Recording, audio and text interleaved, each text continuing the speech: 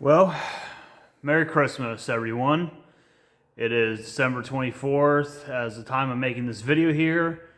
Kind of a little different this time. I'm actually off work now. I actually had to go to work today, which is kind of unfortunate, but hey, it is what it is. We're not here to talk about that. You know that Christmas is about pastimes, holiday traditions, stuff like that. I figured this would be a good time. I'd go ahead and make another ramblings video, actually about the 28 sedan back here. This car has been in my family since I was 4 years old, and I'm just going to do a quick walk around and give a little of the story on it as I walk around. And we'll go ahead and get into it. Okay, folks, just like normally how I do these kind of down and dirty, unscripted, and just go off of my tongue. So any information I say it's wrong or anything like that, I'm just going off of by memory, and I'm just saying, just basically talking how I normally do, which unfortunately I stutter really bad. But anyway, here it goes. This is a 1928 Ford Model A that my dad purchased. Oh, let me think here. I'm going to say back in 98 or 97, somewhere in there. This car was sitting in a nearby city, not very far from us, in a barn that had been sitting since the 1950s. And the car was completely original. He still got the original frame and stuff like that, actually. But, well, it's not on the car. It's actually cut up underneath that, which that should be talked about in another separate video. But anyways, back to the sedan. I remember my dad's full intentions were to go ahead and build this car up just like an old classic, old school street rod. I remember this car specifically being in the garage at my parents' house for many, many years. It sat in body shop hell, though, for somewhere around, I'm going to say, I think it went to a body shop when I was like around 5. So about 10 years it sat in body shop hell. And when I was 14 or 15 years old, somewhere in there, I got my license and I said, hey, Dad, let's go ahead and just pull that thing out of the shop. Let's go ahead and slap it together and let's make a car out of it. So my dad bought this fully boxed frame. I can't remember the brand of it, but it's fully boxed in, has good channels and stuff in it. The front end is a Pontiac Fiero. Front suspension is not Mustang 2. Interesting fact, Fiero front ends fit right between Model A frame rails perfectly fine. Now the grill shell is a fiberglass 32 Ford grill shell. The front bumper is a ginormous wrench. The engine, the main reason this car doesn't get driven and has been sitting for so long is because the motor is not in very good shape anymore. It is the old AutoZone rebuild 350 that my dad bought probably back in like 2000, like 1999, 2000-ish, and it was a return. And as we've been driving it, we figured out the reason as to why. The block is actually cracked.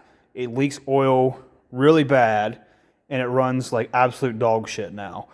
It ran really good when we first put it together, but as we put the miles down on this thing more and more, the worse and worse it gets as it gets driven. So eventually the plan is to go ahead and swap a 383 in or some other 350 or small block we have laying around.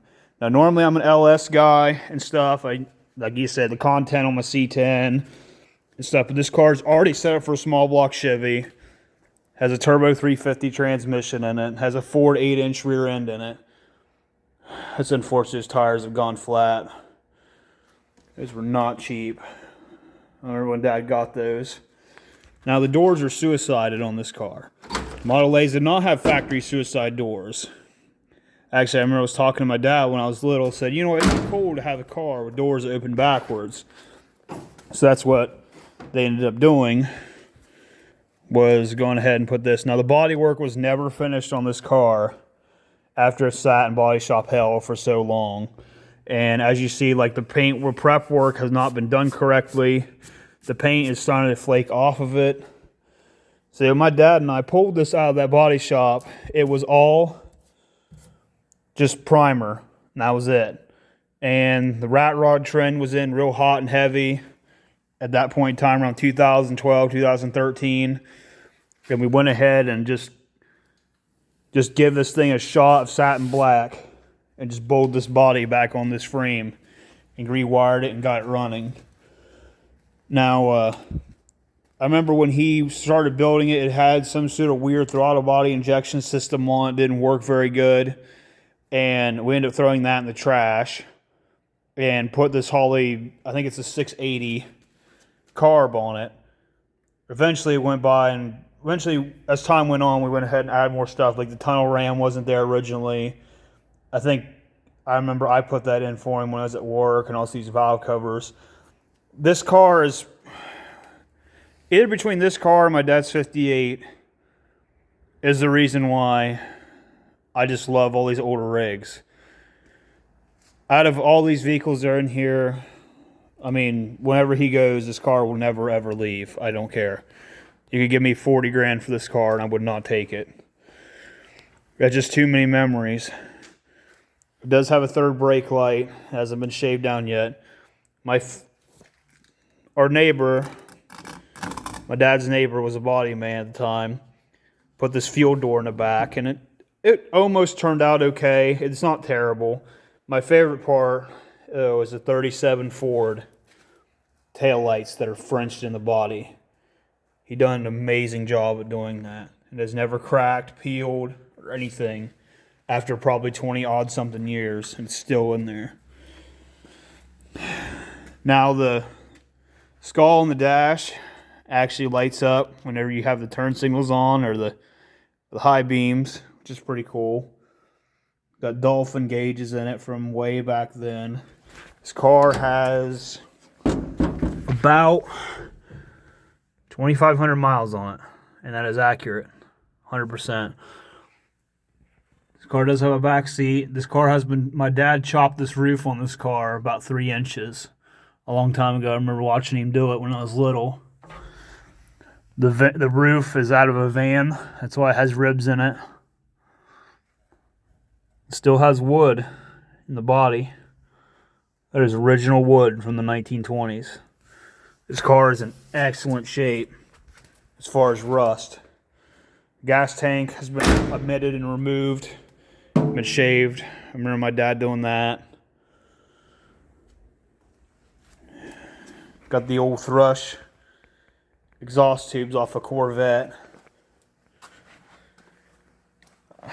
I mean, I don't really have much else to say about it, is the thing. I mean, I'm trying to think as I go. That's how these things are. I just wing them and put them together and just hope for the best. I don't have no script or anything like that. It's just me and a cell phone. That's literally it. Front turn signals are motorcycle turn signals, as most Model A hot rods are.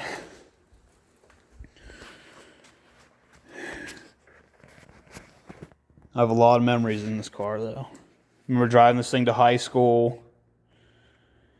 And it's just, sadly, it's been neglected. It's just been sitting here because there's just been so much other stuff going on, so many other builds and projects.